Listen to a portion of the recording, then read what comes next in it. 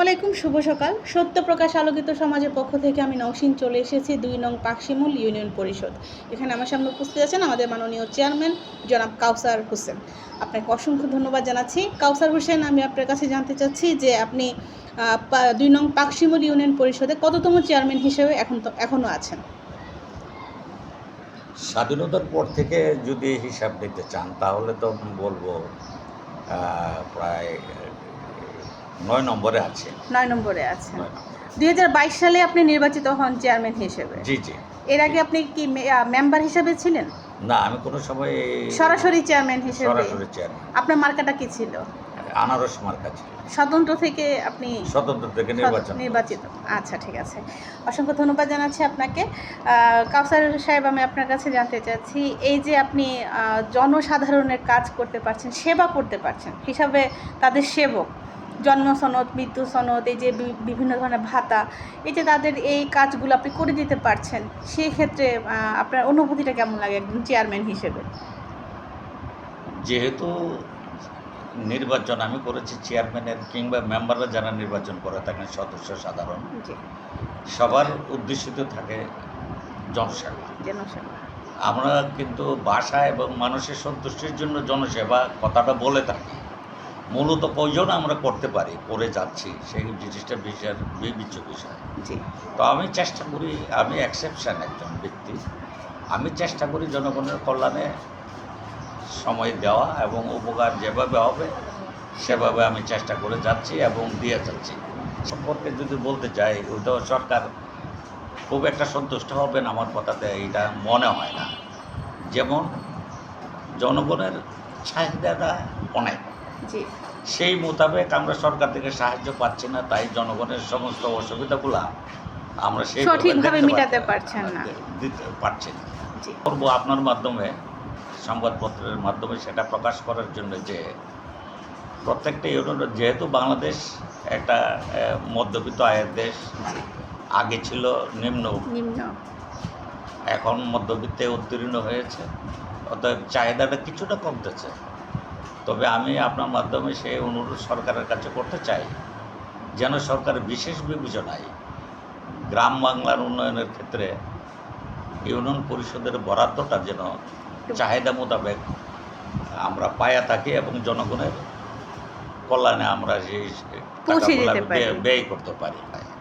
জনগণের চাহিদা মতো তাদের সবার চাহিদা আমরা পূরণ করতে পারি না, অনুদানটা কম।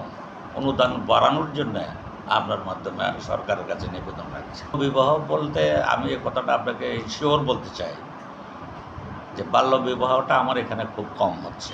আমি এটার প্রতি বিশেষ নজর খেয়াল রাখি এবং এটা হচ্ছে না। মাদকের ব্যাপারটা, এখন দেশের যে অবস্থা, মাদকের বিষয়টাতে সিরিয়াসলি কোনো স্টেপ নিলে, সত্য কথা না, সিরিয়াসলি স্টেপ নিলে সেটা আমাদের গায়ের উপরে আসে, যে পরিবারের উপরে চলে আসে, পরিবারের উপরে আসে। আমরা কিন্তু সেভাবে নেওয়ার ইচ্ছা থাকলেও সেভাবে নিতে পারি না। পরিস্থিতি আমাদেরকে বাধ্য করে অবৈকুল রক্ষা করে চলার জন্য। তবে আমরা এই বিষয়ের উপরে ঊর্ধ্বতন কর্তৃপক্ষের নিকট আমরা অন্তত আইন শৃঙ্খলা মিটিংয়ে বা অন্য যে কোনো মাধ্যমে আমরা এই বিষয়ে আলোচনা করে থাকি এবং এই সমস্ত অসুবিধাসমূহ দূরীকরণে কী পথ অবলম্বন করা যায় সেই সাজেশনটা আমরা চায়া থাকি। তো তুলনামূলক বলা যায় মোটামুটি আমাদের এই ইউনিয়নে এই জিনিসটা কমই থাকে, করি সেটা আছে।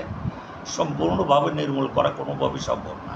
ঘরে ঘরে যদি আমরা পদক্ষেপটা নিই তাহলে দেখা যাবে যেটা আস্তে আস্তে গার্জিয়ানের পক্ষে থেকে যারা আমরা সচেতন গার্জিয়ান থাকবো, সচেতন মহল, আমরা নিজেদের পরিবারের যে সমস্ত অসুবিধা সমূহ আছে না করি এবং সমস্যার সমাধান টানার জন্য আমরা চেষ্টা না করি, ততদিন পর্যন্ত এটা প্রশাসন বলেন, অন্য কোনো জনপ্রতিনিধি বলেন, তাদের মাধ্যমে এটা কোনোভাবে ঘর থেকে আগে শুরু করতে হবে। আর সুবিধা আর ইপ্রিজিং এর ব্যাপারে কতটুকু সচেতন? ইপ্রিজিংটা আমাদের এখানে কম। আচ্ছা, এই দিকটা যে কলেজ বলেন, হাই স্কুলগুলো রয়েছে, স্কুলগুলো রয়েছে, এটার যে কমিটি আছে, ম্যানেজমেন্ট কমিটি এবং জনপ্রতিনিধি, চেয়ারম্যান, মেম্বাররা যারা রয়েছেন, গ্রাম পুলিশ আছে, গ্রাম পুলিশ রয়েছেন, তারপরে গ্রামের মান্যগণ্য ব্যক্তিরা রয়েছেন। এদিকে আমরা খুব কঠিন এবং সচেতন। টেপটেজিং হলে মেয়েগুলার লেখাপড়ার ক্ষেত্রে খুব অসুবিধা হয়। অসুবিধা হয়, এটা তখনই জানলে- বাল্য বিবাহটা কিন্তু হয়ে যায়। মাঝে মাঝে রিয়ার রেয়ার। রিয়ার এই ঘটনাটা খুব কম। জি। আমরা জানা সত্ত্বে হয়েছে এরকম আমার জানা নাই। আমি কোনো অ্যাকশনও যেতে হয় নাই। তো অসংখ্য ধন্যবাদ। প্রত্যেকটা মানুষের স্বপ্ন থাকে। আগামী নির্বাচনকে ঘিরে আপনার বা ইউনিয়নকে ঘিরে আপনার স্বপ্ন কি? আমি আশা করছি আর কি, যদিও আমার বয়সে বলে না আবার পুনর্নির্বাচন করার, কিন্তু আমি জনগণকে যে সেবা দিয়েছি, জনগণের তরফ থেকে আমার প্রতি তারা সে বিশ্বাস রাখে এবং আমাকে বলছে আবার পুনর্নির্বাচন করার জন্য। এটা আমি সবার সন্তোষের জন্য এই কথাটা আমি বলি যে এই কথাটা শুনলে আমার ভালো লাগে যে কিছু কাজ আমি জনগণের জন্য করতে পেরেছি। সেই সান্ত্বনা থেকে আমি আশ্বস্ত করতে চাই যে আগামী নির্বাচনে ইনশাল্লাহ আমি করব। ইনশাআল্লাহ বেঁচে থাকে তার কর্মের মাধ্যমে। আমাদের 2 নং পাকশিমুলী ইউনিয়ন পরিষদের আলোকিত চেয়ারম্যান জনাব কাউসার হোসেন, আপনি বেঁচে থাকুন আপনার কর্মের মাধ্যমে, ভালো কর্মের মাধ্যমে। সেই প্রত্যাশা নিয়ে বিদায় রেখা টানছি। ধন্যবাদ। ভালো থাকবেন, সুস্থ থাকবেন। আল্লাহ আপনাকেও হাফেজ। ধন্যবাদ।